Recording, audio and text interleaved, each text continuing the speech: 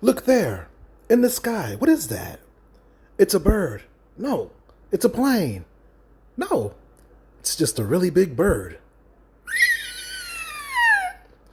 Yo, what's going on, YouTube and Veve fam?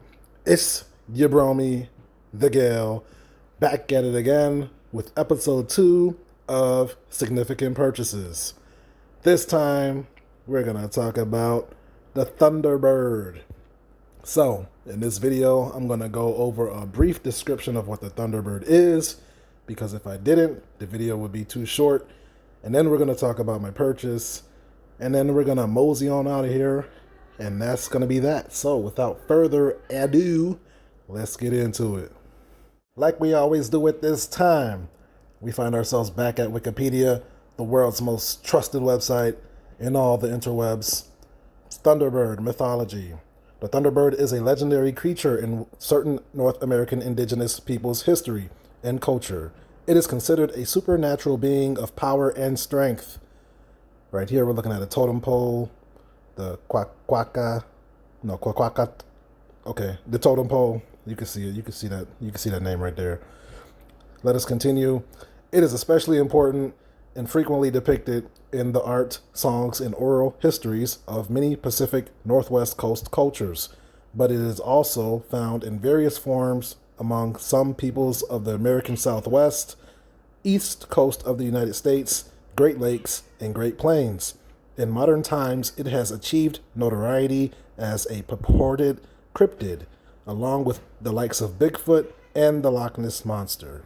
So, I saw the word cryptid there, and it sounded like cryptkins. So I decided to take a look into that word, and we're going to learn a little bit more. So, cryptid.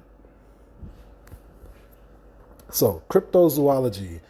Cryptozoology is a pseudoscience and subculture that aims to prove the existence of entities from the folklore record, such as Bigfoot, the Loch Ness Monster, the Chupacabra, or Mokeleke Mbebe. Cryptozoologists refer to these entities as cryptids, a term coined by the subculture because it does not follow the scientific method. Cryptozoology is considered a pseudoscience by mainstream science. It is neither a branch of zoology nor folklore studies. It was originally founded in the 1950s by zoologist Bernard Heuvelmans and Ivan T. Sanderson. All right, and now for a little bit more on the Thunderbird of Native Americans. The Thunderbird is a widespread figure in Native American mythology in the United States and Canada. Described as a supernatural being, the enormous bird was a symbol of power and strength that protected humans from evil spirits. It was called the Thunderbird because the flapping of its powerful wings sounded like thunder, and lightning would shoot out of his eyes. The Thunderbirds brought rain and storms, which could be good or bad. Good when the rain was needed, or bad when the rain came with destructive strong winds, floods, and fires caused by lightning. The bird was said to be so large that several legends tell it picking up a whale in its talons. They were said to have bright and colorful feathers with sharp teeth and claws. They were said to live in the clouds high above the tallest mountains. In Algonquian mythology, the Thunderbird controls the upper world, while the underworld is controlled by the underwater panther or great horned serpent, from which the Thunderbird protects humans by throwing lightning at it. According to their legends, the Thunderbirds were ancestors of the human race and helped to create the universe. Okay, so I wanted to come over here to the Medium article and read the description that they gave it. Thunderbird. Myths say that this guy is enormously powerful and may even have supernatural powers over the weather. So, if he's ever in a bad mood, you may want to keep an umbrella handy. Track down the nearest storm shelter. Full-grown height and weight unknown, but folklore describes his wingspan as anywhere from 12 feet to a width comparable to that of a small passenger plane. Diet carnivore who prefers insects, snakes, and according to legend, whales. And his habitat and range is North America. So, as you can see here, he was $9 or $10 at the drop price. This is a rare item or a rare collectible, and there's only 4,000 editions, and it's also first appearance. Yeah, so I think I kind of like collecting these Cryptkins because it's kind of like collecting American folklore, or not even just American. Like this is like folklore worldwide. So it's kind of like collecting a piece of history if you want to look at it that way. It's just another version. It's another art form. These are like miniature versions of the creatures. So I don't know what they're gonna do with them in the Veveverse. Maybe they'll give them maybe give this bird like lightning powers, or like maybe they'll allow them to like grow bigger and use them in a mini game or something. You have no idea, but there's only 4,000 of them, so keep that in mind. Moving on. So I came to my vault just to see what they look like, and I placed that's the regular size version when you just drop it in there, and then I sized it up, and that's probably more of what the actual bird might look like. Let's see if I can scale them even bigger. Yeah, that's more like it right there. That's a bird. That's a bird that can probably carry a whale in its talons. So, yeah, they said the bird was pretty big with a massive wing size.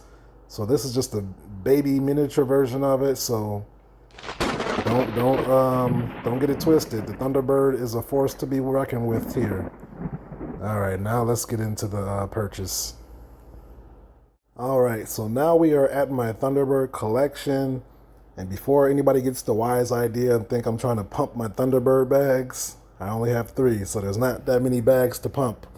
But we're gonna focus in on this number 59 here because it is sub 100, the coveted sub 100. So I bought this one on May 30th. It doesn't show the time, but I bought it for around 250 gems. That is a lot for me, but that shows how much I believe in the project, that I would buy a Cryptkin for $250. It would have to be sub 100 for me to do that.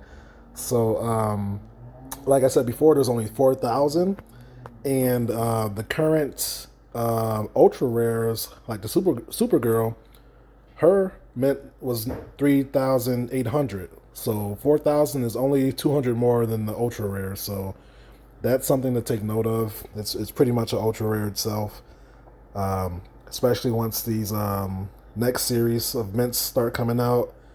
This is going to be looking really juicy once people can't, once the mint sizes are like no less than 9 to 10,000.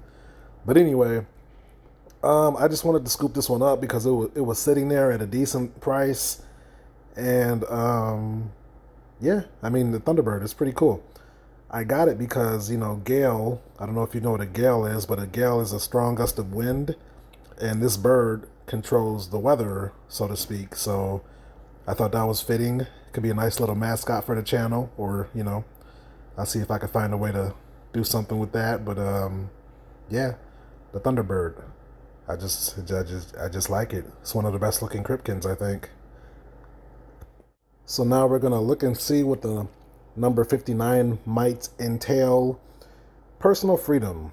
The number 59 in numerology signifies personal freedom, humanitarianism, curiosity, etc. The energy of the number 59 signifies adventure and expressing personal freedom. It is a symbol of change, compassion, curiosity, and wit. So I like that. Once again, freedom, personal freedom is a theme here. And the Thunderbird has wings, so wings can always be signified or, compared to freedom and stuff like that. So that's a cool number right there.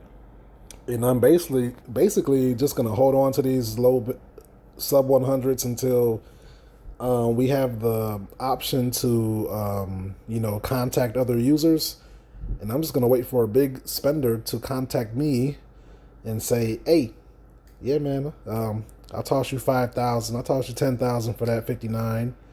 And then, I'll make a decision. But until then, I think I'm going to hold these low sub 100 numbers.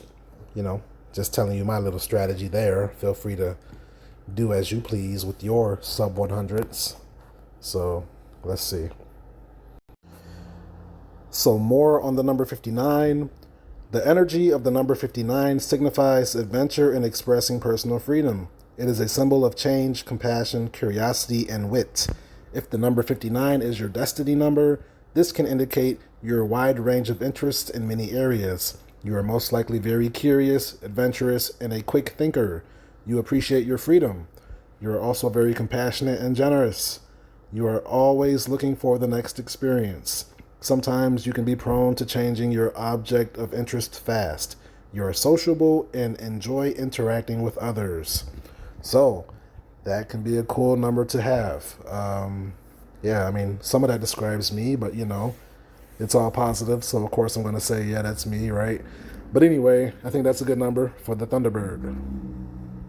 So that is the video, my friends. If you made it this far, I would like to thank you guys for sticking with me here. And if you enjoyed the content, feel free to leave a like for your bromie. And if you just want to help me out, you can also leave a like. So yeah, the Thunderbird, pretty cool character. And I would say don't sleep on these Cryptkins. They may be an unknown brand, but we need to start thinking forward-thinking mentality. We don't know the utility that they're going to have in the Veveverse, and we also need to pay attention to their mint size. The rares are 4,000, and even the commons are 9,000. That's still less than the previous commons with the DC cover girls, like in the Batman's Black and White series too. They're going from like 10,000 to 16,000, so even 9,000 is pretty low. So do not sleep on the mint numbers, the edition numbers.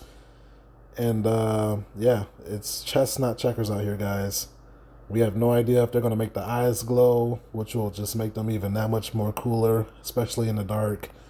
We don't know what they're going to do with these creatures, so just start thinking ahead when you're making your purchases. The lower the mint, always better, just basic stuff right there. So anyway, I'm not a financial advisor. I'm no expert. I just started collecting like in March when I found the app. Like I've collected Pokemon cards as a kid, but that was because I was into Pokemon. I knew nothing about collecting, so this is really like my first real, active pursuit of collecting. So I'm learning with you guys, and I see the opportunity here because I come from the crypto world. But at the end of the day, these are all opinions and speculative assumptions regarding, the prices and stuff like that. So, thanks again for watching, and I will catch you guys. Once, I don't know. I just didn't want to say see you in the next one because everybody's saying that nowadays, so I'm just trying to be different with it. So anyway, peace out. Hodl strong, my friends. Later.